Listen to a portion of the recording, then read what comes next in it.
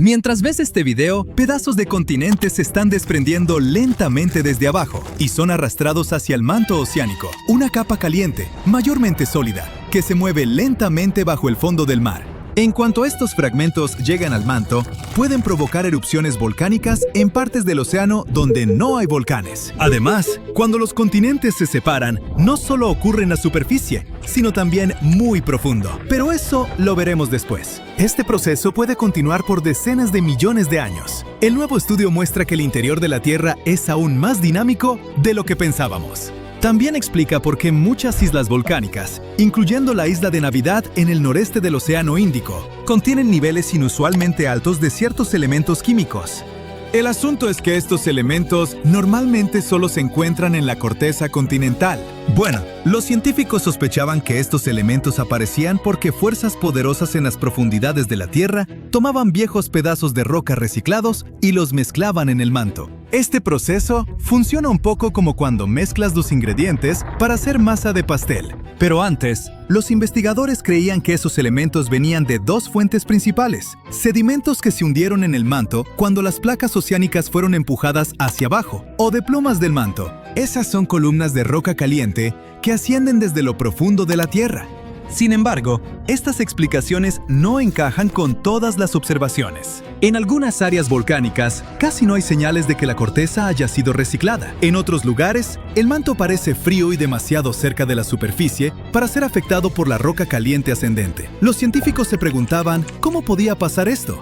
Ahora sabemos que parte del material en esas regiones proviene de pedazos de continentes que se hunden en lo profundo del manto. Y estos pedazos afectan a los volcanes que se forman arriba. El nuevo estudio también sugiere una idea curiosa. Los continentes no solo se separan en la superficie, también se despegan desde abajo. Y esto puede ocurrir a distancias mucho mayores de lo que los científicos pensaban. Los investigadores usaron simulaciones para descubrir cómo se comportan los continentes y el manto cuando son estirados por fuerzas tectónicas. Su trabajo se basa en investigaciones previas que muestran que cuando los continentes se dividen, fuerzas poderosas en el interior del planeta crean una ola en el manto. La ola se mueve a lo largo de la base del continente, a profundidades de unos 145 a 200 kilómetros. La ola se mueve extremadamente lento, como una millonésima de la velocidad de un caracol, y gradualmente arranca material de las raíces de los continentes. Estos fragmentos desprendidos son llevados hacia los lados, a veces más de 1000 kilómetros hacia el manto oceánico. Una vez ahí, pueden provocar erupciones volcánicas en el océano por decenas de millones de años. La investigación también muestra que el manto sigue sintiendo los efectos de la ruptura continental mucho después de que los continentes se han separado. Incluso después de que se forma una nueva cuenca oceánica, el manto sigue moviéndose, reorganizándose y transportando material enriquecido lejos de donde se originó. Para llegar a esta conclusión, los investigadores estudiaron datos geoquímicos de diferentes partes de la Tierra, incluyendo la provincia de montes submarinos del Océano Índico. Es una cadena de formaciones volcánicas que apareció después de que el supercontinente Gondwana se separó hace más de 100 millones de años. Sus modelos computacionales y pruebas químicas mostraron que justo después de que Gondwana se separó, mucho magma con químicos inusuales subió a la superficie. A lo largo de millones de años, esta firma química fue desapareciendo, mientras menos material subía de debajo del continente. El descubrimiento más inesperado es que esto ocurrió sin ayuda de esas columnas profundas de roca caliente que los científicos creían necesaria. Ahora, para tener una imagen más clara, echemos un vistazo al interior de nuestro planeta. La Tierra tiene unos 4.600 millones de años. Nació de una enorme nube de polvo y gas que lentamente se enfrió, se encogió y se endureció hasta formar el planeta que conocemos hoy. Al enfriarse, metales pesados como el hierro y el níquel se hundieron hacia el centro, y los materiales rocosos más ligeros flotaron hacia arriba. Esto creó la estructura en capas de la Tierra, donde cada capa tiene propiedades únicas. La corteza es como la piel de la Tierra. Es la capa más externa de nuestro planeta, hecha de roca sólida. Está dividida en enormes piezas llamadas placas tectónicas, que se desplazan lentamente con el tiempo. Hay dos tipos de corteza: la oceánica y la continental. La corteza oceánica tiene de 6 a 10 kilómetros de grosor. Está cubierta con una delgada capa de sedimentos como arena, arcilla y conchas. Debajo hay rocas densas como el basalto, rico en magnesio. La corteza continental es más gruesa que la oceánica y está bajo los continentes. Está hecha de rocas más ligeras. Debajo de la corteza está el manto. Representa más del 75% del volumen de la Tierra. La parte superior del manto es bastante rígida, pero más profundo se vuelve suave y parcialmente fundido, lo que le permite fluir lentamente. Este flujo es lo que mueve las placas tectónicas. En el centro de la Tierra está el núcleo. Está hecho principalmente de hierro y níquel, y tiene dos capas distintas, el núcleo externo y el interno. El núcleo externo es una capa líquida de hierro y níquel. Está increíblemente caliente, hasta 6000 grados centígrados, tan caliente como la superficie del Sol. El núcleo externo también genera el campo magnético de la Tierra, que nos protege de la radiación solar dañina. El núcleo interno es sólido, debido a la presión aplastante dentro del planeta. También está hecho de hierro y níquel. Ahora, la capa externa de la Tierra llamada litosfera está compuesta por la corteza y la parte superior del manto. Está dividida en grandes piezas llamadas placas tectónicas. Hay algunas placas muy grandes y muchas más pequeñas. 6 de las placas principales llevan el nombre de los continentes que cargan, como las placas norteamericana, africana y antártica. Pero incluso las placas más pequeñas juegan un papel importante. Por ejemplo, la pequeña placa Juan de Fuca es responsable de muchos volcanes en el noroeste del Pacífico de Estados Unidos. Las placas se mueven como un montón de viejas bandas transportadoras. Se mueven muy lento, de 2 a 5 centímetros por año. Pero a lo largo de millones de años, este movimiento moldea la cara de nuestro planeta. La mayoría de los terremotos, volcanes y formación de montañas ocurren donde las placas se encuentran, se separan o se deslizan una junto a otra. Hay 3 tipos principales de límites de placas. Convergentes, cuando las placas se mueven una hacia otra. Divergentes, cuando se separan. Y transformantes, cuando se deslizan lateralmente una junto a otra. Cuando las placas tectónicas chocan, la corteza se arruga y se pliega, formando cordilleras. Hace unos 55 millones de años, India chocó contra Asia, creando lentamente el Himalaya, las montañas más altas de la Tierra. La colisión continúa hoy, así que las montañas siguen creciendo.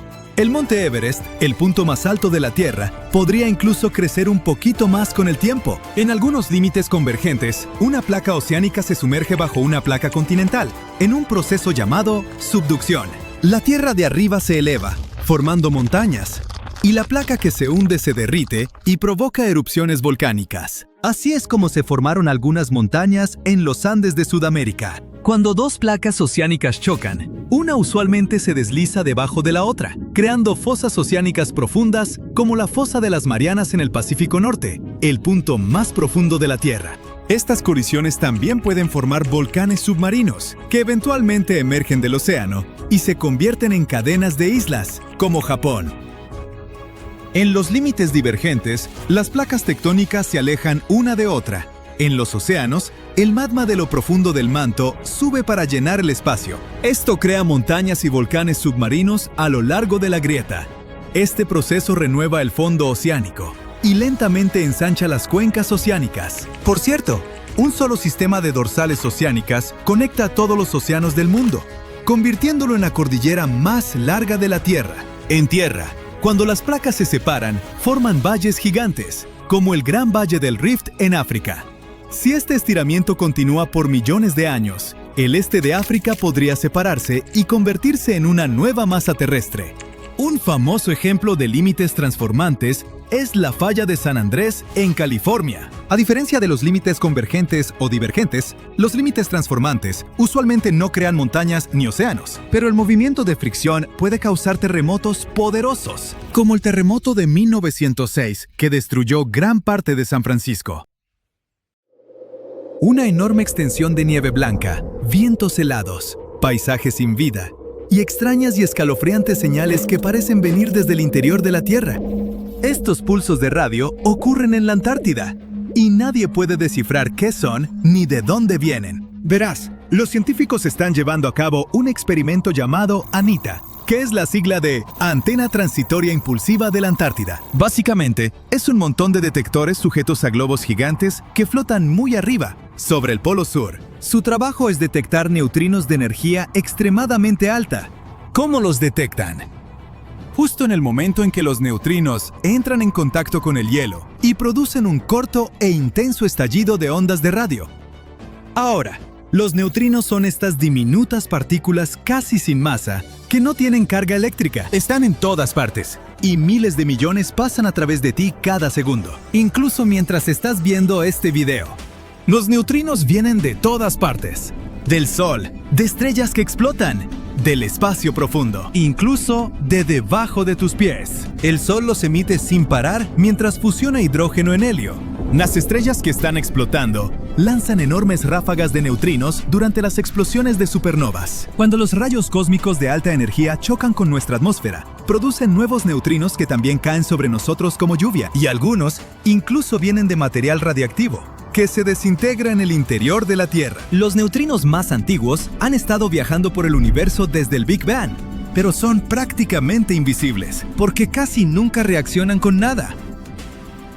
Por eso, los científicos usan experimentos impresionantes, como ANITA, para intentar atrapar aunque sea unos cuantos. Pero regresemos a ese día decisivo en que todo cambió. Normalmente, las señales de radio producidas por los neutrinos rebotan en el hielo y salen hacia arriba. Ahí es donde ANITA puede detectarlas. Ese es todo el propósito del experimento: estudiar neutrinos y aprender más sobre eventos cósmicos lejanos, como supernovas, o lo que sea que esté pasando a años luz de distancia. Pero entonces pasó algo realmente extraño. Los detectores registraron ondas de radio que no estaban rebotando en el hielo en absoluto. Parecía que venían de debajo del horizonte, desde abajo del hielo.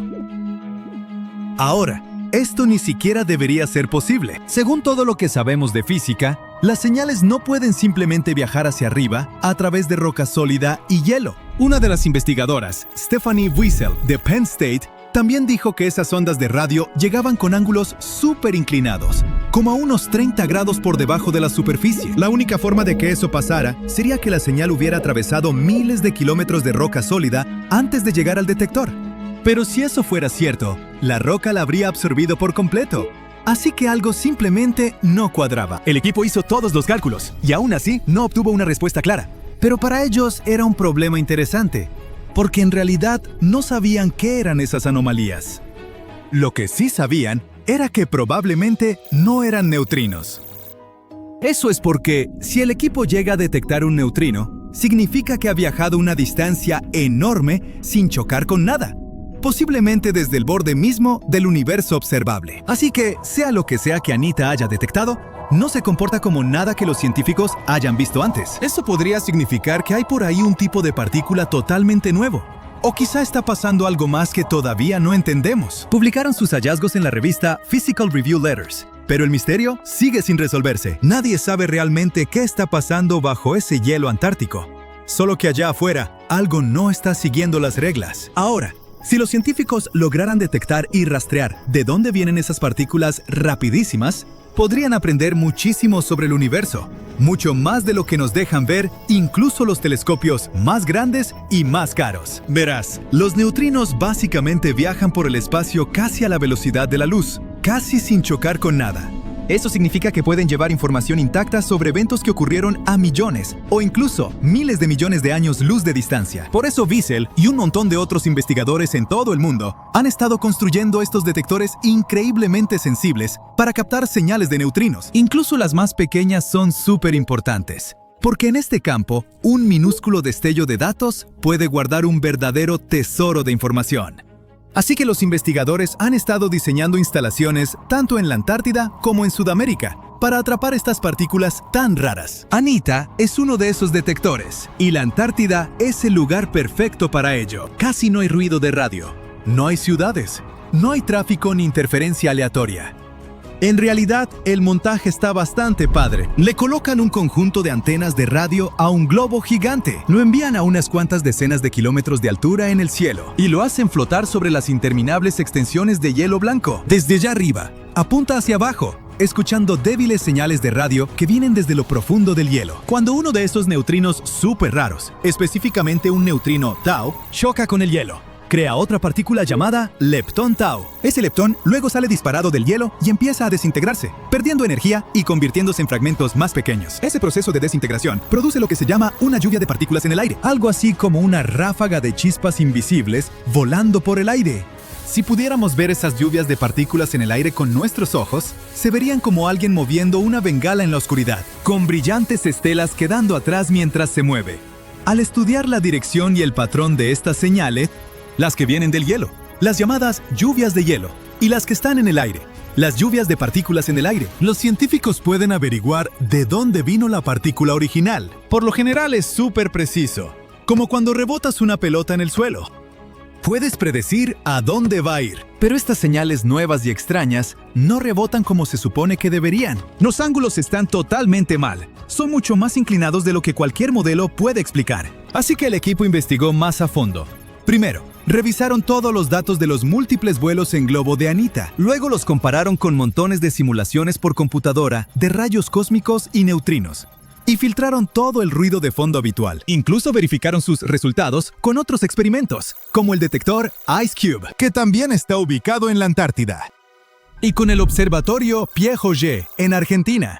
Querían ver si alguien más había detectado lluvias de partículas en el aire similares que vinieran hacia arriba. ¿Y adivina qué? La cosa se puso aún más rara. No encontraron nada. Ningún otro detector había registrado nada que pudiera explicar lo que había visto Anita. Por eso los investigadores terminaron llamando a toda la situación una anomalía. Básicamente significa, sí, no tenemos idea de qué es esto, pero seguro que no se comporta como un neutrino. Wiesel explicó que las señales simplemente no encajaban con la imagen usual de cómo se supone que deben comportarse las partículas. Algunas personas han propuesto ideas, como que tal vez sea algún tipo nuevo de física, o una pista de la materia oscura. La materia oscura es básicamente esa cosa invisible que evita que el universo se desmorone. Está en todas partes, solo que no podemos verla. Los científicos han estado tratando de averiguar qué es en realidad desde hace casi un siglo, y sigue siendo uno de los mayores misterios que existen. Todo lo que podemos ver, como estrellas, planetas, personas, perros, constituye solo alrededor del 5% del universo, y la materia oscura representa alrededor del 27%. El resto es algo todavía más extraño, llamado energía oscura. Los científicos creen que la materia oscura es lo que le da su forma a las galaxias y mantiene todo unido como un pegamento cósmico. Sin ella, el universo se vería totalmente diferente. Sería realmente increíble descubrir que esta teoría es cierta, pero como Ice Cube y Auger no han detectado lo mismo, eso realmente limita las posibilidades. Penn State ha estado en el juego de detectar neutrinos desde hace casi una década, construyendo detectores y analizando todo tipo de señales cósmicas. Y el equipo ya está trabajando en su siguiente gran proyecto, un detector totalmente nuevo, llamado PUEO. Va a ser más grande, más sensible y mucho mejor para detectar esas esquivas señales de neutrinos. Por ahora, esto sigue siendo uno de esos misterios cósmicos de larga duración que mantienen despiertos a los científicos por las noches. Pero el equipo es optimista. Cuando PUEO se lance, tendrá mejores sensores, lo que significa que, si de verdad hay más de estas anomalías allá afuera, esta vez las van a atrapar. Y quizá entonces, por fin descubramos qué hay detrás de ellas. Cuando pensamos en volcanes activos, una región viene inmediatamente a la mente: el cinturón de fuego del Océano Pacífico. 3/4 partes de los volcanes de la Tierra se encuentran en esa zona. Comparemos el área con Australia, que no tiene ninguna actividad volcánica. El viejo continente de Europa también está tranquilo, o al menos nos gusta pensar eso. ¿Puedes adivinar cuál es el volcán más activo de Europa? Si pensaste en el monte Etna en la isla de Sicilia, en Italia, acertaste. El volcán ha erupcionado unas 200 veces y ha estado lejos de dormir en las últimas décadas. La última vez que esto ocurrió fue en agosto de 2023. La montaña más alta del Mediterráneo tiene medio billón de años. Pero en Islandia hay un volcán mucho más joven. Se activó el 10 de julio de 2023. Por la tarde, 3 fisuras aparecieron en el suelo de una península al suroeste de la isla. Esto fue en la base de un pequeño pico montañoso, el Litli Rutur. Su nombre significa pequeño carnero en el idioma local. El volcán arrojó lava fundida a gran altura en el aire. También había columnas de gas en la zona, pero la comunidad científica no se sorprendió por el evento. Ya sabían mucho sobre el área volcánica que se extiende entre las ciudades de Reykjavik y Keflavik. Su nombre es difícil de pronunciar. Fagradalsfjall. ¡Hey! ¿Quién se robó las vocales? Ya había erupcionado durante los 2 veranos anteriores. Esta actividad llegó después de 8 siglos de inactividad. En los días previos a la última erupción, los sismólogos, los científicos que estudian terremotos, registraron más de 12.000 temblores. Cuando la Tierra se abrió en julio de 2023, las fisuras eran de más de 1 kilómetro de largo. A la mañana siguiente, 2 de ellas se cerraron. Toda la lava comenzó a salir de la última fisura. Esta creció hasta convertirse en un cono alargado, la forma más simple de un volcán con la que todos estamos familiarizados. Pronto, la lava llenó un gran cráter. Creció casi 30 metros de altura en la primera semana, y sigue creciendo. En la noche en que comenzó la erupción, la lava se extendió en todas direcciones. Sus cenizas incendiaron el musgo seco en las inmediaciones. Las autoridades locales cerraron el área circundante. Había gases tóxicos provenientes de los volcanes y humo del musgo en llamas. Los bomberos acudieron a la zona. Después de una semana, proclamaron que el área era segura. Pronto llegaron visitantes para presenciar el nacimiento del volcán más joven de Europa. Esta forma de turismo está bastante desarrollada en Islandia. Las personas vienen de todo el mundo para observar los volcanes activos. La Tierra de Hielo y Fuego alberga más de 130 volcanes. Unos 30 de ellos están activos. Sé lo que estás pensando. ¿Es seguro el turismo de volcanes? Bueno, en Islandia lo es. Las autoridades del país investigan y monitorean constantemente todos los puntos calientes. La isla está salpicada de varias docenas de estaciones sísmicas. Estas ayudan a los investigadores a predecir con precisión las futuras erupciones. Y los servicios de emergencia están acostumbrados a este tipo de eventos. Pueden acordonar rápidamente las zonas de peligro. Esto es lo que sucedió en el año 2010. Un volcán en el sur de Islandia, cuyo nombre resulta difícil de pronunciar para todos, hizo erupción. Expulsó una columna de vapor y ceniza que alcanzó los 11 kilómetros de altura. No fue un buen momento para ser un viajero aéreo. Los vientos llevaron la enorme columna hacia el sureste, hacia el norte de Europa. Muchos países cerraron su espacio aéreo durante varios días por razones de seguridad. El volcán hizo erupción en marzo, pero la Tierra ya temblaba desde enero del mismo año. Por eso, los sismólogos sabían que se acercaba una erupción. Cuando se trata del volcán más joven del continente, la infraestructura turística ya está allí. Los visitantes pueden dejar sus autos en un estacionamiento designado. Luego se embarcan en una caminata de 5 horas. Esto conduce a una plataforma de observación. Los turistas están tan cerca del epicentro que pueden sentir el calor del cráter. El espectáculo es más impresionante por la noche. La seguridad nunca es una preocupación. Los científicos regularmente trazan mapas de riesgo que delinean los límites de los campos de lava. De este modo, los visitantes que siguen las reglas nunca están en peligro. Más de una semana después de que comenzó la erupción, una sección del cráter colapsó. La lava fluyó cuesta abajo, al oeste del volcán. Este majestuoso río ardiente es de lava de movimiento lento. Los científicos la categorizan como tipo AA. El término es de origen hawaiano. Este describe lava basáltica que tiene una superficie áspera y quebradiza. El flujo está compuesto de bloques de lava rotos llamados clinker. Estos se desprenden a medida que la sustancia fluye y revelan áreas rojizas y ardientes. Las secciones más frías de la lava son de color gris y negro. Cuando avanza, produce un sonido distinto, como el del vidrio cuando se rompe. Casi un mes después de la erupción del nuevo volcán, obtuvimos imágenes aéreas de un fenómeno interesante. Un tornado se formó directamente sobre el flujo de lava. Esto ocurre debido a las altas temperaturas en el área.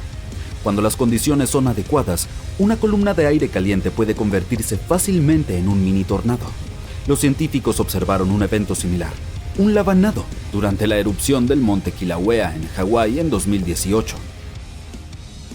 Los campos de lava de la segunda isla más grande de Europa cuentan la historia de la creación de Islandia.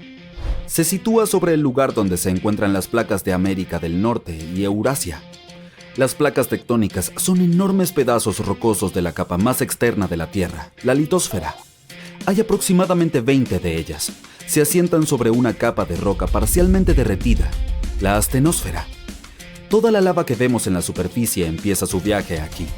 Podrías decir que estas placas flotan sobre roca derretida. Sus límites son inestables. Cuando dos placas se rozan entre sí, liberan inmensas cantidades de energía. La formación de volcanes es un resultado. Estos son lugares donde la roca derretida, es decir, el magma, asciende hasta la superficie. Islandia comenzó a formarse aproximadamente hace 60 millones de años. Las placas tectónicas bajo el océano se separaron. La lava se acumuló suficientemente en la superficie para crear terreno sólido. Esta antigua roca está hoy bajo las olas. A medida que la lava nueva llega a la superficie y se enfría, empuja la roca antigua lejos del centro de la isla. Por eso las partes más antiguas de Islandia no tienen 60, sino solo 16 millones de años. Los campos de lava activos del país son jóvenes en términos geológicos. Algunos de ellos tienen menos de 1000 años. Los científicos consideran a la isla un punto caliente para los volcanes, con intención de juego de palabras. Casi un tercio de la lava basáltica que llegó a la superficie terrestre en la historia registrada desde el siglo XVI provino de erupciones islandesas. Enjambres de fisuras, como las que ocurrieron antes de la erupción de 2023, cubren el 30% del país nórdico. Por esta razón, solo un cuarto de la isla está habitado.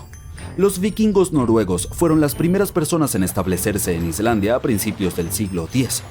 La naturaleza les regaló una ruidosa fiesta de bienvenida. Solo unos años después de su llegada, en el 934 d.C., presenciaron una de las mayores erupciones volcánicas de la historia. Los vikingos provenían de una región sin volcanes, por lo que no tenían ni idea de lo que estaba sucediendo. Hoy, los islandeses están acostumbrados a tales eventos. Esto es bueno porque su tierra natal está entrando en una nueva era de actividad volcánica. Los vulcanólogos sospechan que los eventos recientes son una introducción a décadas de erupciones más frecuentes. La península que alberga el volcán más joven de la Tierra está a solo 27 kilómetros al suroeste de la ciudad capital de Islandia. Ha estado inactivo durante mucho tiempo. Las erupciones actuales allí son un recordatorio de que los procesos naturales que crearon Islandia todavía están en curso. Recientemente científicos descubrieron que existe un vínculo histórico entre las erupciones volcánicas en el norte de Europa y los glaciares. Nuestro planeta atravesó al menos 5 importantes eras de hielo. Estos fueron periodos excepcionales largos cuando la temperatura promedio en la Tierra disminuyó. El resultado fue la expansión de las capas de hielo en el norte de Europa y América del Norte. La última era de hielo terminó hace unos 10.000 años. Los investigadores aún están tratando de entender completamente cómo estos periodos glaciales afectan la actividad volcánica. Sospechan que el enorme peso de todo ese hielo interrumpe el flujo de magma subterráneo. Cuando los glaciares se retiran, se levanta la presión. Esto facilita que la lava fluya hacia arriba hasta la superficie, donde estalla. Bienvenido a uno de los lugares más misteriosos e inexplorados de la Tierra. Pero, ¿qué tiene de especial eso? Solo son unas cumbres heladas y la interminable extensión nevada de la Antártida. Sí, es cierto, pero aquí hay un misterio a escala planetaria. Por más que lo intentes, no verás una cadena montañosa oculta. Una tierra gigante e inexplorada, donde ningún humano ha puesto pie. Y se encuentra bajo otra capa de montañas. Es como una muñeca rusa, pero del tamaño de un continente. Estas esconden los secretos de la Antártida, y estos pueden revelarnos algo impresionante sobre la historia antigua de nuestro planeta. Este gigantesco territorio inexplorado en la Antártida se llama Cordillera Subglacial Gamburstev. Y la capa de hielo encima mantiene este lugar intocado por la naturaleza y las personas. Es como una tierra dentro de otra tierra. Y esconde más que solo montañas. Hay valles, colinas y llanuras. La región entera es similar a los Alpes europeos, pero desafortunadamente no podemos disfrutar de la vista. Esas montañas fueron descubiertas en 1958 con la ayuda de instrumentos sismológicos. Han pasado más de 50 años desde entonces, y este lugar sigue siendo uno de los objetos tectónicos menos estudiados en la Tierra. ¿Por qué? Porque es hielo. Mucho hielo. ¿Quién sabe? Quizá haya algunos artefactos antiguos desconocidos allí. ¿Y si están ocultando una ciudad secreta o naves espaciales? Claro que es improbable, pero aún así sería interesante explorar el lugar. Piénsalo. Cientos o incluso miles de millas de tierra que han permanecido inalteradas durante cientos de millones de años. Incluso si no hay nuevas especies de animales o restos de una civilización antigua, este lugar todavía tiene una historia.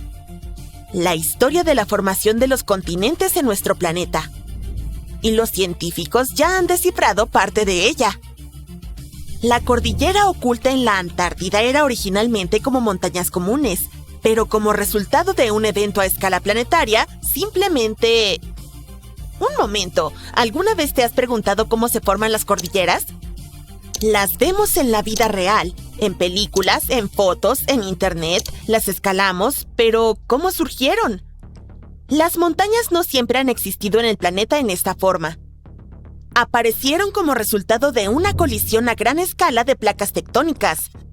Dos gigantescos bloques sólidos de tierra se mueven uno hacia el otro, luego chocan y ¡pum! Miles de millones de toneladas de la corteza terrestre se amontonan, se mezclan y forman promontorios y gargantas.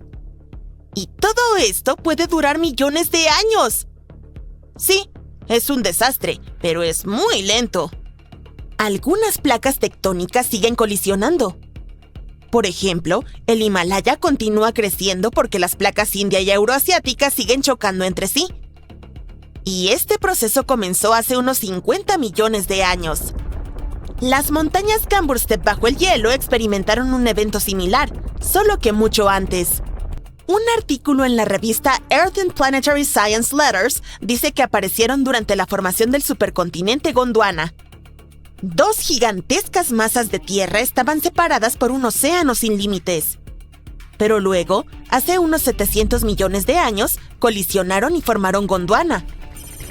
Este supercontinente incluía los territorios de lo que hoy son África, América del Sur, Australia, India y la Antártida.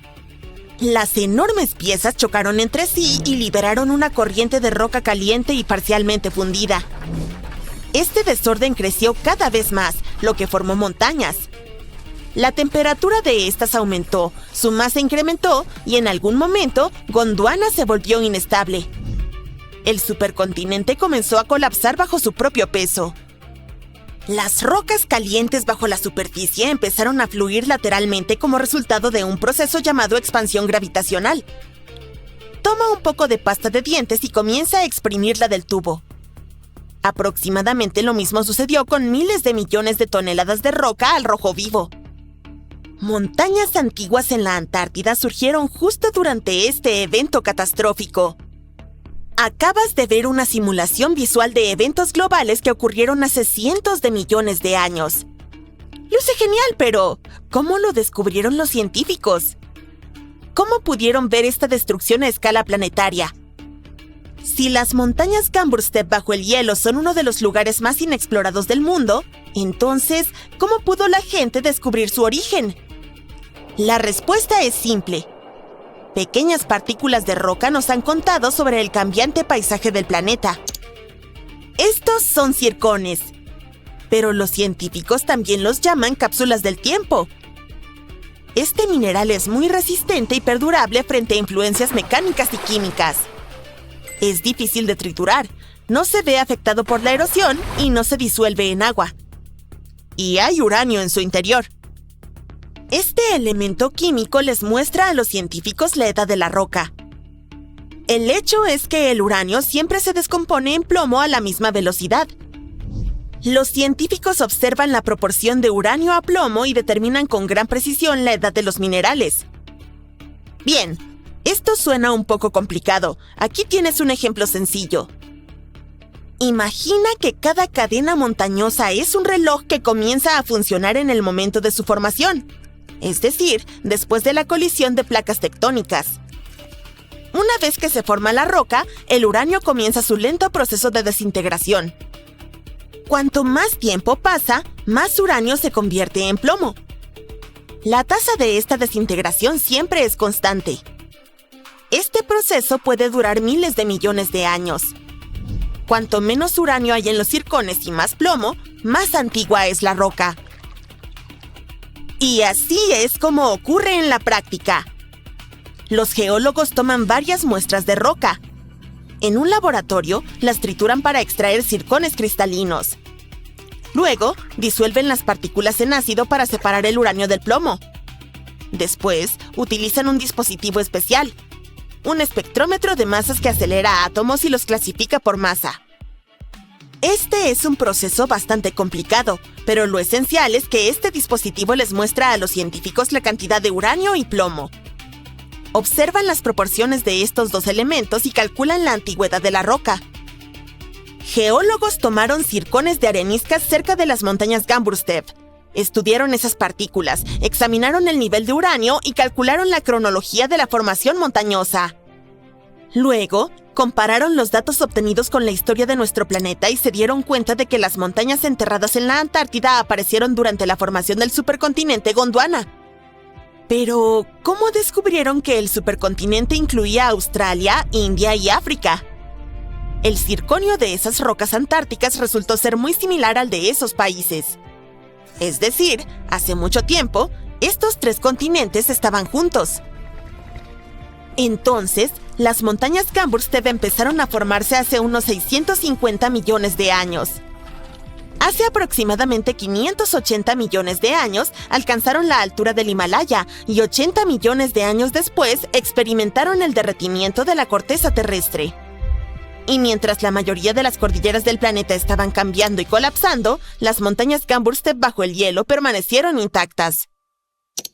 El agua, el suelo, el viento, los terremotos, la gravedad y otras fuerzas naturales destruyen las cordilleras.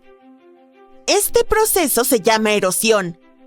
Sin embargo, las montañas enterradas en la Antártida no han experimentado algo así. La baja temperatura y la capa de hielo que las rodea han mantenido esta cadena montañosa inalterada. Es una de las cordilleras antiguas mejor conservadas del planeta. Está bien, pero ¿por qué necesitamos explorar estas montañas? ¿Qué diferencia hace que el supercontinente Gondwana colapsara en el pasado? Es posible que plantas, cuerpos congelados de insectos o bacterias antiguas hayan permanecido preservados bajo gruesas capas de hielo. ¿Y los animales antiguos? Muchas especies podrían haber vivido en Gondwana. Estudiar las antiguas montañas en la Antártida puede mostrarnos cómo era el planeta hace aproximadamente medio milenio. Cuando la Antártida era un continente verde, ¿qué vivía allí? ¿Qué le sucedió a esa vida? ¿Es posible revivir a esas antiguas criaturas después de tantos años? Si los científicos pudieran calcular la fecha de aparición del supercontinente usando diminutas partículas, entonces imaginen lo que encontrarían después de examinar esta cordillera oculta. Todo suena muy interesante, pero hay un problema. Para tomar una pequeña muestra de este mundo desconocido, necesitarías perforar a través de mucho hielo. Tendrías que llevar equipos pesados a uno de los continentes más inaccesibles del mundo, construir estaciones, obtener una fuente de energía y realizar investigaciones a gran escala. Suena increíblemente costoso, por lo que este territorio oculto probablemente seguirá siendo un misterio durante mucho tiempo. Solo esperemos que algún multimillonario quiera descubrir los secretos de la Antártida y organizar una expedición a gran escala allí. Empezó como una limpieza rutinaria para sacar lodo de la costa de Indonesia, pero se convirtió en el descubrimiento de restos de una masa terrestre sumergida de la era de hielo. Los arqueólogos encontraron más de 6.000 fragmentos fósiles, y entre ellos, restos de Homo erectus de 140.000 años de antigüedad. Este hallazgo hizo que los científicos reconsideraran cómo los primeros humanos vivían, se movían e interactuaban en el sudeste asiático. Durante años, pensaron que el Homo erectus en la isla de Java vivía aislado, separado del resto del mundo. Pero estos fósiles dragados echaron por tierra esa teoría. Resulta que Java no era una isla en ese entonces, sino parte de una masa continental llamada Sundaland. El sudeste asiático se extendía como si alguien hubiera drenado el océano, conectando Indonesia, Malasia, Borneo, Tailandia y Vietnam en un paisaje gigantesco. Las islas actuales de Java, Sumatra, Borneo y Bali estaban conectadas por sistemas fluviales que probablemente se parecían al Amazonas, por bosques donde vagaban animales gigantes y por llanuras costeras que después se hundirían bajo el océano cuando subieron las temperaturas. Y el Homo erectus no estaba atrapado. Prosperaban en lo que honestamente suena como un paraíso prehistórico. Sin embargo, no era nada como normalmente imaginamos la era de hielo, una especie de páramo congelado. El nivel del mar bajó más de 120 metros porque muchísima agua se congeló en glaciares. Cuando toda esa agua quedó atrapada en hielo, secciones enteras del fondo oceánico emergieron como escalones. De repente, los primeros humanos no necesitaban botes. Podían literalmente caminar desde lo que hoy es el sudeste asiático continental hasta lugares que hoy son islas. Podían hacerlo mientras exploraban y perseguían manadas por tierras abiertas. Era como un sistema gigante de carreteras prehistóricas. Esta carretera gigante importa porque reescribe completamente cómo se movían los primeros humanos. En lugar de estar atrapados, el Homo erectus tenía todo un continente para recorrer. Seguían ríos, cruzaban valles y se adaptaban a diferentes ambientes igual que tú. Aprendes atajos a la oficina o encuentras nuevas rutas a tu cafetería favorita. Y como todo estaba conectado, los animales también vagaban libremente. Tigres, elefantes, vacas gigantescas y tortugas del tamaño de autos pequeños. La gente seguía a estos animales enormes. Esto entre los fósiles sacados del estrecho de Madura, como caparazones de tortuga con marcas de corte y huesos de bóvidos partidos. Cuando ves marcas de corte precisas en un hueso, significa que alguien estaba deliberadamente cortando carne del hueso con herramientas que ellos mismos fabricaron. Y los huesos partidos significan que extraían médula, que era como el gel energético prehistórico. Rica, grasosa y perfecta cuando necesitas calorías para sobrevivir. Ese es un nivel de planeación y habilidad que los científicos no esperaban del Homo erectus. Esto acerca al Homo erectus a especies como los primeros Homo sapiens y los denisovanos en cuanto a comportamiento. Significa que no solo sobrevivían con sobras, perseguían activamente animales, los procesaban y quizás hasta compartían comida, igual que los humanos posteriores. Así que si te los imaginas como cavernícolas lentos y encorvados, olvídalo. Esta gente era astuta. Las técnicas que usaban para procesar alimentos se parecen increíblemente a las de otros homínidos. No solo Homo erectus, hablamos de Homo floresiensis, denisovanos y los primeros Homo sapiens. Eso abre la puerta a la posibilidad de que estos grupos no solo existieran lado a lado, podrían haber interactuado. Tal vez intercambiaban ideas y copiaban técnicas, o quizás hasta se cruzaron o compartieron territorios. Todo esto hace que el sudeste asiático no parezca una serie de islas aisladas, sino un ecosistema humano vibrante, un lugar donde diferentes especies humanas se cruzaban. Y aquí viene la parte desgarradora. Todo lo que sabemos de este lugar, todo lo que los humanos construyeron, perdieron y descubrieron ahí, está bajo el agua ahora. Cuando terminó la era de hielo, los glaciares se derritieron como helados olvidados en una banqueta caliente. El nivel del mar subió lentamente y luego rápidamente. Los ríos se desbordaron, las costas desaparecieron. Paisajes humanos enteros desaparecieron bajo las olas. Sundaland se ahogó durante miles de años. Y la gente que vivía ahí se adaptó o se movió a tierras más altas. Los arqueólogos ahora intentan interpretar qué hacía esta gente, cómo vivían y cuántas especies humanas caminaron por esas tierras. Cada vez que sacan un hueso o artefacto del fondo marino, nos acercamos un paso más a reescribir todo lo que creíamos saber sobre la migración humana temprana. Y el nuevo descubrimiento podría significar que el sudeste asiático fue tan importante para la evolución humana como África, el Medio Oriente o Europa. Parece que Sundaland no fue una misión secundaria, sino una verdadera zona de mezcla, un lugar donde la humanidad experimentó, se adaptó, aprendió y evolucionó. Hallazgos inesperados como este en Indonesia siguen apareciendo alrededor del mundo y sorprendiendo a los científicos. Unos agricultores en China esperaban recoger excremento de murciélago como fertilizante natural dentro de una cueva de piedra caliza. Pero en cambio, encontraron pedazos de hueso fosilizado que se parecían sospechosamente a partes de un cráneo humano. Este cráneo resultó ser ridículamente antiguo, de alrededor de 300.000 años. Los científicos eventualmente nombraron al fósil Maba 1. El descubrimiento ocurrió en 1958, pero desde entonces nadie pudo ponerse de acuerdo sobre a qué especie humana antigua pertenecía este cráneo. Durante el Pleistoceno medio tardío, el mundo era básicamente una carretera llena de diferentes especies humanas antiguas deambulando. O tal vez Maba 1 venía de una especie que nunca habíamos conocido. El gran problema era que los investigadores solo encontraron parte del cráneo, sin mandíbula, sin otros huesos. Era como intentar resolver un rompecabezas gigante con la mitad de las piezas perdidas. Durante años, los científicos pensaron que podría ser neandertal.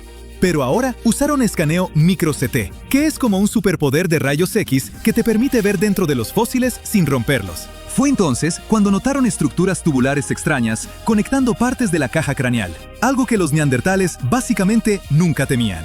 La forma interior del cráneo se parecía mucho más al Homo erectus, una especie humana mucho más antigua. Pero ni eso era una coincidencia perfecta. El tamaño y forma del cráneo eran más cercanos a los humanos modernos y neandertales, y mostraba rasgos que el Homo erectus usualmente no tenía. Por ejemplo, tenía un área frontal más corta y un brecma engrosado, el punto de encuentro entre dos huesos del cráneo. Maba-1 también tenía una extraña hendidura en la frente, casi como un moretón congelado en el tiempo. Lo que sea que lo causó, tal vez una caída, tal vez anemia, ocurrió mientras la persona estaba viva, pero no había señales de infección, así que ese individuo probablemente sanó y siguió viviendo después de lo que lo golpeó. Entonces, Maba-1 no coincide perfectamente con ninguna especie conocida, pero comparte características con varias, y tiene un aire de fósil misterioso, similar a otros encontrados en África. En 1976, una famosa paleontóloga y su equipo encontraron otro cráneo humanoide en Tanzania. Este cráneo tenía características sorprendentemente similares al Homo sapiens, aunque era increíblemente antiguo. Los científicos creen que podría ser uno de los ejemplos más tempranos de nuestra especie jamás descubiertos. Eso significa que este cráneo podría ayudar a resolver una de las preguntas más grandes de la ciencia. ¿Cuándo exactamente apareció el Homo sapiens por primera vez? La capa de sedimento donde se encontró ese cráneo se remonta hasta el Pleistoceno medio. Eso es mucho antes de lo que los viejos libros de texto afirmaban sobre cuándo aparecieron los humanos modernos. Y luego está el cráneo que apareció en la mina de Broken Hill en Zambia. Los mineros literalmente se toparon con él, más algunos otros huesos, completamente por accidente. Los científicos empezaron a llamarlo hombre de Rodesia, y al principio todos pensaron que podría ser el gran eslabón perdido entre el Homo erectus y el Homo sapiens. Pero con herramientas de investigación más nuevas y mejores métodos de datación, descubrieron que tiene alrededor de 299.000 años, y probablemente pertenecía a alguien de la especie Homo heidelbergensis.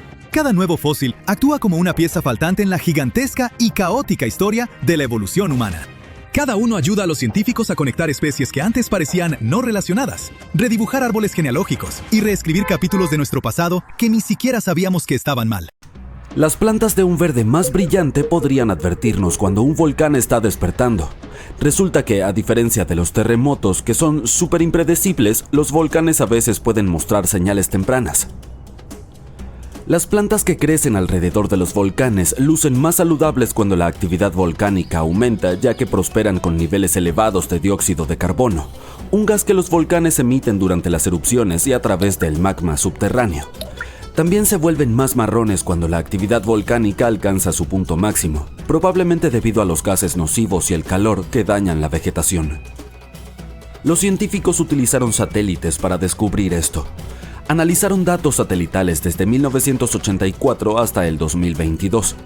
Los cambios futuros también podrían ser rastreados mediante imágenes satelitales. No es fácil medir esto de forma directa, en especial cuando los volcanes están escondidos en áreas frondosas y de difícil acceso, como el volcán Taal en Filipinas y el monte Etna en Italia. De esta manera, las plantas podrían darnos una advertencia sobre erupciones volcánicas años antes de que ocurran. Con este nuevo y extraño método podríamos proteger a las comunidades cercanas al mejorar las medidas de seguridad, minimizando los daños a la propiedad y optimizando los planes de evacuación. Los volcanes y las plantas están frecuentemente conectados de maneras misteriosas. Por ejemplo, las erupciones volcánicas en Krakatoa, Indonesia, proporcionaron un impulso sorprendente a los cactus saguaro en el desierto de Sonora, en Arizona, a pesar de estar a miles de millas de distancia. Cuando el infame volcán Krakatoa entró en erupción en el siglo XIX, envió ondas de choque alrededor del mundo y de repente ayudó a fomentar una generación de saguaros. Estos increíbles cactus pueden alcanzar hasta 12 metros de altura como adultos, pero comienzan su vida como pequeñas plántulas que luchan por sobrevivir en las condiciones severas del desierto. Sin embargo, gracias a las condiciones más frescas y húmedas causadas por erupciones volcánicas como la del Krakatoa, pueden experimentar increíbles brotes de crecimiento. Los veranos más frescos y los inviernos más suaves que siguen a tales erupciones crean condiciones perfectas para los jóvenes saguaros que usualmente no sobreviven debido al calor extremo y al frío. Pero los volcanes no solo influyen en las plantas, también son los jóvenes de la Tierra. En lo profundo, bajo la superficie, en el ardiente corazón de un volcán, las condiciones son justas para formar gemas deslumbrantes. Cuando los volcanes entran en erupción, pueden traer estos tesoros a la superficie. Una de las gemas más famosas creadas por la actividad volcánica es el diamante. Estos usualmente se encuentran en un tipo raro de roca volcánica llamada kimberlita, que se forma en lo profundo de la Tierra bajo una presión y temperatura extremas. Hace millones de años, las erupciones de kimberlita, eventos volcánicos pequeños pero potentes, trasladaron diamantes desde lo más profundo de la Tierra hacia la superficie. Esto creó las fuentes para muchas de las minas de diamantes actuales. Estas erupciones no ocurrieron en cualquier lugar, sino que se originaron en los corazones estables de los continentes conocidos como cratones. Estallaron desde una profundidad de hasta 121 kilómetros bajo tierra. Impulsadas por una mezcla de dióxido de carbono y agua, eran como cohetes naturales, atravesando la Tierra para formar canales en forma de zanahoria llenos de rocas cargadas de diamantes. Recientemente los científicos han profundizado en por qué ocurren estas erupciones. Sugirieron que la desintegración de supercontinentes antiguos como Pangea alteró el flujo del manto subyacente, lo que desencadenó estas espectaculares erupciones de kimberlita. Cuando un volcán que alberga kimberlita entra en erupción, puede impulsar estas piedras preciosas hacia la superficie, donde finalmente las encontramos.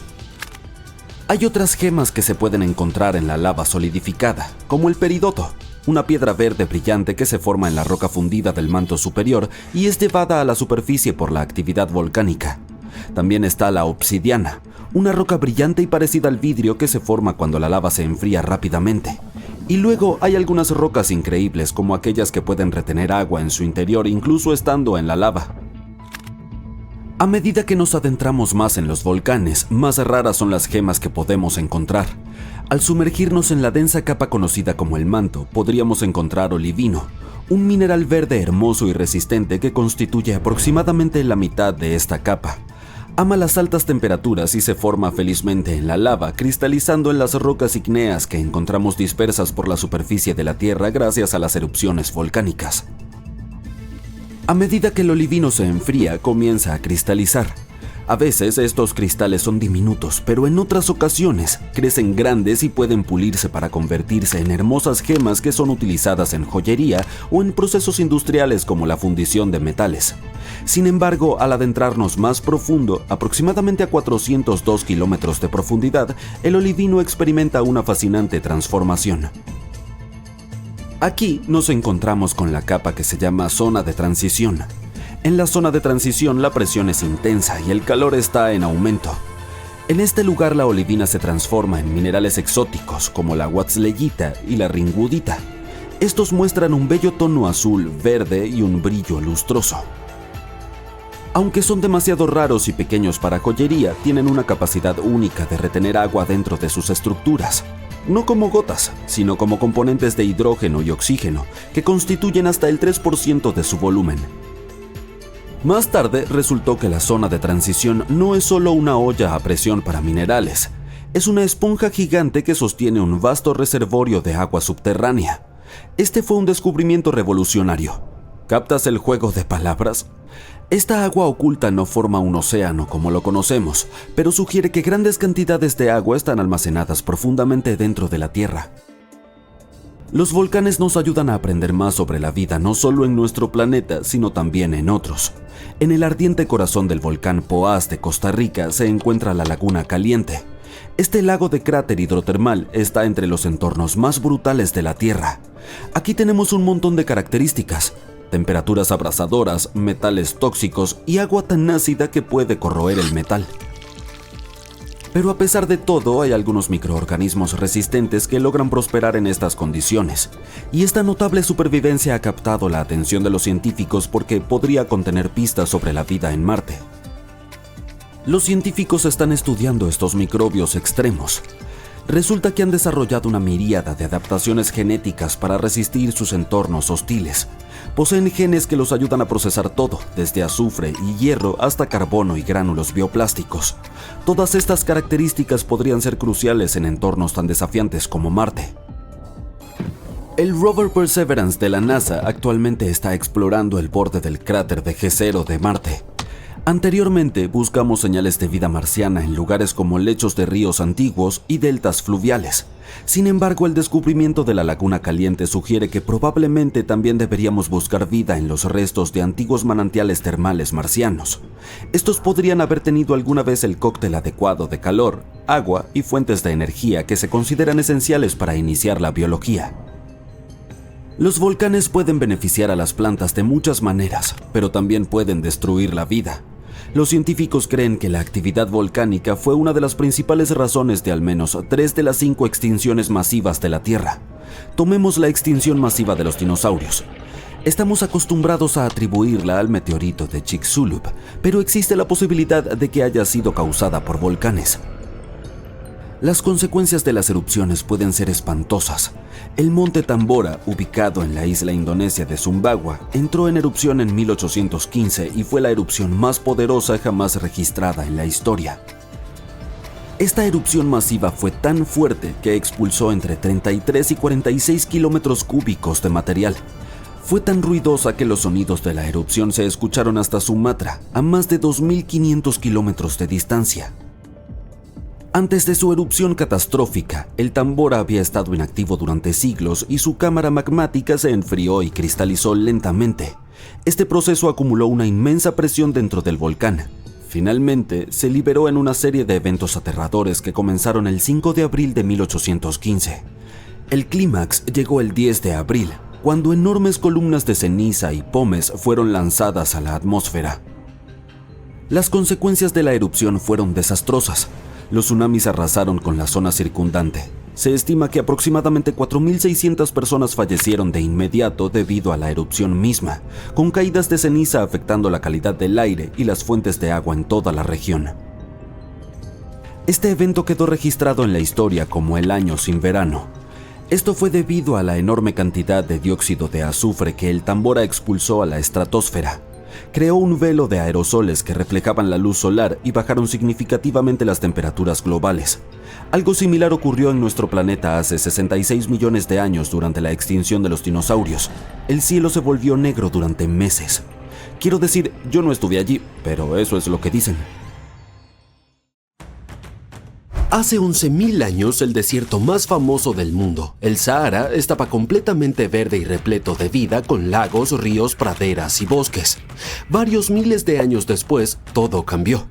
Pero luego, en 1877, un empresario escocés llamado Donald Mackenzie tuvo la ambiciosa idea de crear un mar justo en el medio del lugar. Mackenzie pensó que podría cavar un canal desde una laguna cerca de Cabo Judy en el noroeste de África hacia una gran llanura interior, el Dove. Él creía que esta área estaba muy baja, aproximadamente 60 metros por debajo del nivel del mar. Si la inundaba con agua del océano Atlántico, pensaba que se podría crear un gigantesco mar interior del tamaño de más de 155.000 kilómetros cuadrados. Su idea era usar el nuevo mar para la navegación comercial hacia África Occidental, que poseía abundantes recursos valiosos y mercados con grandes ganancias potenciales. Aunque Mackenzie nunca visitó el Sahara en persona, leyó sobre otras áreas desérticas secas por debajo del nivel del mar como Túnez y Egipto, que tenían lagos salados llamados chots. Pero el empresario se equivocó en cuanto a la elevación del terreno y no recibió la inversión suficiente, por lo que no pudo materializar su proyecto. Un geógrafo francés llamado François-Élie Roudier y un diplomático, Ferdinand de Lesseps, quien desarrolló el canal de Suez, tuvieron una idea similar un año después. Roudier se inspiró en el historiador y geógrafo griego Heródoto, quien mencionó la bahía de Tritón en sus escritos. Es una especie de Atlántida de África, ya que no hay pruebas de su existencia y nadie sabe exactamente dónde se encontraba. La llanura salina podría haber sido el lecho marino de la bahía de Tritón y podrían revivir este mar.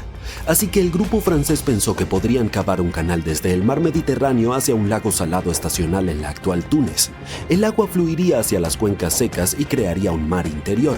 Esperaban que tuviera unos 7.700 kilómetros cuadrados de área y 23 metros de profundidad. Definitivamente requeriría una enorme cantidad de agua. Se suponía que el nuevo mar convertiría el desértico paisaje en un jardín floreciente. El clima en la zona se volvería más fresco y habría más lluvia en la región. Y aquí viene la mejor parte para los franceses. Reemplazarían las caravanas comerciales comerciales con barcos de vapor y generarían más ganancias. El costo de este proyecto sería casi $1.000 millones en el dinero actual. Algunas personas estaban preocupadas de que este nuevo mar crearía pantanos llenos de bacterias peligrosas. Las autoridades francesas detuvieron el proyecto cuando descubrieron que muchas de las áreas involucradas no estaban por debajo del nivel del mar, y el plan era simplemente imposible. Algunas personas también temían que pudiera inclinar la Tierra sobre su eje de una manera peligrosa o enfriar Europa hasta el punto de que hubiera una nueva edad de hielo. Pero la idea persistió y más recientemente Egipto estaba considerando inundar la depresión de Qattara en el Sahara Oriental a través de un canal o túneles desde el mar Mediterráneo. El agua se evaporaría rápidamente debido al clima desértico y un equilibrio controlado entre la entrada y la evaporación les permitiría generar grandes cantidades de energía hidroeléctrica. Pero el proyecto involucraba el uso de energía atómica para abrir el nuevo canal y no se concretó. El famoso escritor Julio Verne describió la inundación del Sahara en su última novela, La invasión del mar. En el libro, los científicos no llevaron a cabo sus planes de convertir el desierto en un mar, pero un terremoto hizo el trabajo por ellos. Así que si el libro se hace realidad, podríamos ir a nadar en un nuevo complejo turístico del mar del Sahara en el futuro. Otro proyecto de inundación masiva tiene que ver con el lago Eire en Australia. Cuando se llena por completo, se convierte en el más grande del continente. Esto ocurre solo unas pocas veces por siglo y cuando sucede, el lago tiene la misma salinidad que el agua de mar. Cuando se seca, se vuelve extremadamente salado. Surgió la idea de inundar el lago Eire con agua de mar con la ayuda de un gran canal o un oleoducto. Se suponía que esto haría que más agua se evaporara, lo que podría traer más lluvia a las áreas cercanas. Pero cuando los científicos hicieron sus cálculos, vieron que el aumento de la precipitación sería muy pequeño. Es tan complicado porque el lago Eire está por debajo del nivel del mar y el área es realmente caliente, por lo que mucha agua se evapora cada año. Esto significa que la sal se acumularía muy rápidamente y el canal podría bloquearse con toda la sal. Si un gran canal enviara agua al lago, podría crear un pequeño mar, pero si no se elimina el agua salada, el lago acumularía toneladas de sal cada año. En 1930, varios científicos británicos sugirieron liberar de agua 100.000 millas cuadradas del Mar del Norte. Se suponía que enormes presas detendrían el agua y los ríos que desembocan en ese mar serían desviados hacia otro lugar a través de canales. Habría un ferrocarril que conectaría Londres con Berlín y un puente sobre el Canal de la Mancha. Amberes y Londres conservarían su acceso al mar y Rotterdam perdería su concurrido puerto. Esta idea nunca se hizo realidad, pero bastante recientemente un científico holandés y uno alemán propusieron un proyecto similar. Su idea es construir una presa que mediría 475 kilómetros de largo entre el norte de Escocia y el oeste de Noruega y otra sección entre el oeste de Francia y el suroeste de Inglaterra. Los científicos hicieron algunos cálculos y concluyeron que el proyecto costaría entre 276 y 552.000 millones de dólares. Parece mucho dinero, pero podría salvar a unas 25 millones de personas que viven en 14 países europeos de las aguas altas. Entonces, si distribuimos ese presupuesto a lo largo de 20 años, el costo sería superior al 0.1% de su PIB combinado. Y aunque parece ciencia ficción, ya tenemos la tecnología para construir algo así. La profundidad del Mar del Norte entre Francia e Inglaterra apenas supera los 100 metros y es alrededor de 127 metros entre Escocia y Noruega. Ya podemos construir plataformas fijas a más de 500 metros de profundidad, por lo que no debería haber problemas. Este proyecto convertiría la mayor parte del Mar del Norte en un enorme lago de agua dulce sin mareas y significaría grandes cambios en su ecosistema. Además, se volvería más costoso transportar mercancías a través de este mar. La industria pesquera perdería enormes cantidades de dinero y también costaría mucho construir bombas gigantes para transferir toda el agua de los ríos que actualmente desemboca en el Mar del Norte al otro lado de la presa. Así que lo mejor que pueden hacer los científicos es monitorear la situación y esperar que no sea necesario construir una presa de ese tipo. Un arquitecto e ingeniero alemán, Hermann Sorgel, tuvo una idea gigantesca de presa en los años 30. Se suponía que cambiaría completamente el interior de África con gigantescos mares interiores. El plan consistía en construir una enorme presa en el río Congo, donde este fluía a través de algunos valles profundos y estrechos tras unirse con el río Kwa. Esto crearía un lago masivo más grande que los estados de California, Nevada y Oregón combinados. Una vez que este gigantesco lago se llenara, se desbordaría hacia otro río, el Ubangi, que luego desembocaría en el río Chari, uno de los ríos que alimentan el lago Chad. Este último crecería mucho más, como se creía que era hace 10.000 años. El agua fluiría desde el lago a través de Argelia y Túnez directamente hasta el mar Mediterráneo. Este nuevo río sería lo suficientemente grande para que los barcos pudieran navegar. Podría sustituir a los trenes o aviones y facilitaría mucho el transporte de bienes y personas a través de África. En aquel entonces, la gente no pensaba mucho en cómo esto podría dañar la naturaleza y se centraba en cómo ayudaría a la economía.